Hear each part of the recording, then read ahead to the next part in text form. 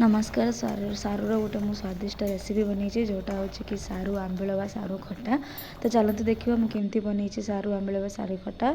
तो सांग मैंने मुझे मो डिलिशियस कुकिंग चैनल को स्वागत करुच्ची। तो चलते देखा केमती बनई। तो मुझे नहीं सारू किसी छोट छोट सारू नहीं 250 ग्राम सारू हम। तो ये सारू नहीं बनई कौन करना टे सीझे ने। तो सारू को भल भाव में सीझे ने। तो मुझे सारू ये रखी खटा जोटा तेंतुली खटा। तो मु 250 ग्राम सारू नहीं से तेंतुली खटा नहीं। तो आपड़ जो जी सारू ने से हिसाब से तेंतुली खटा ने। तो ये मुझे 2 चामच जीरा नहीं ता सहित सुखा लंका 2टा नहीं।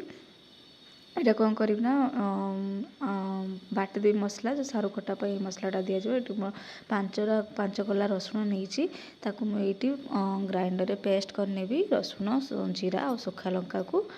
तो ये देखूँ मु पानी भिजेकी पूरा साइड रे रखीदे। तापर ये मुझे कौन करी ना सारू जो रखी थी ये प्रेसर रे सिझे नेबी। तो आपड़ यदि चाहिए चोपा छड़ेकी काटिकी कढ़ई भी सिझे पारे। किंतु भल हम कि प्रेसर रे 2टा सीटी 2टा हुइसिल लगेकी आप सिझेदेवे बहुत जल्दी हो जाए था। तो मुझे सारू भल धोई देकी नहीं किसी पानी नहीं से किसी लुण नहीं जाइए। तो ये देखो मुझे हुइसिल लगेदेवी आमर ये 2टा हुइसिल मुझे। तो 2टा हुइसिल सारू बहुत भल सिझी जाए था बेसी हुइसिल देवे। तापर ये देखो मुझे जो जीरा सुखा लंका रसुण को रखी थी पेस्ट करनी भल भाव में। तो देखो भल भाव में मोर पेस्ट हो जाइए। तापर ये मैं देखो मुझे जो सारू सिझे मो सारू सिझी भी जाइए केते सुंदर भी सिझी जाइए। देखो मुझे कौन करना चोपा छड़े नेबी चोपा छड़े भल भाव में काटी नेबी। तो देखो भल भाव में मुझे चोपा छड़े नौची।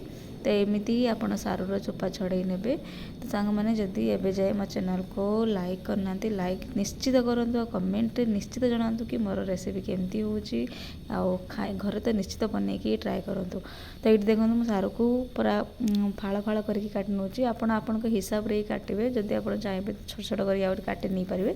कि मुझे बड़ बड़ रखी खाली 2 पीस टाइप मुझे फाड़ फाड़ कर काटि नहीं।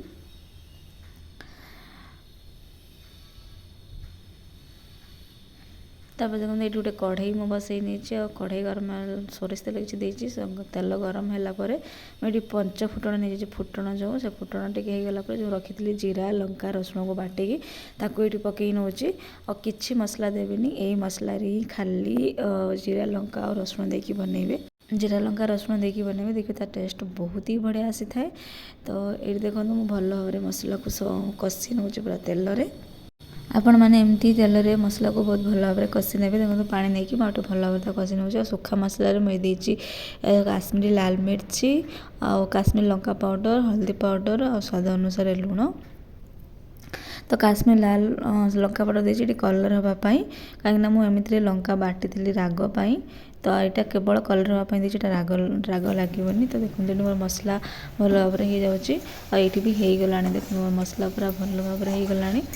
तो ये कौन करेंगे ना जो आप रखी नथिबे सारू को काटिकी तो ये मसला है से सारू को इसे पकेबे। तो देखो मोर मसला केते सुंदर हो आसला। ये जो मैं सारू को काटिकी रखी थी मसलार पकई भल भाव में गोलई नेबी सारू आ मसला को पूरा भल भाव में गोलई नेबी। और देखो ये सारू आ मसला को भल भाव में गोलई नौची। तो ये जब मो चैनल को सब्सक्राइब करना निश्चित सब्सक्राइब कर दिंतु। तो ये देखो जो तेंतुली रखी थी भल भाव में चकटी नहीं पानी देकी और से तेंतुली पानी की मुझे पकेबी।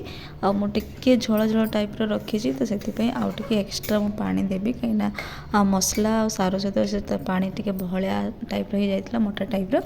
तो मुझे आउ कि पानी नहीं पूरा झोल टाइप कर पतला टाइप।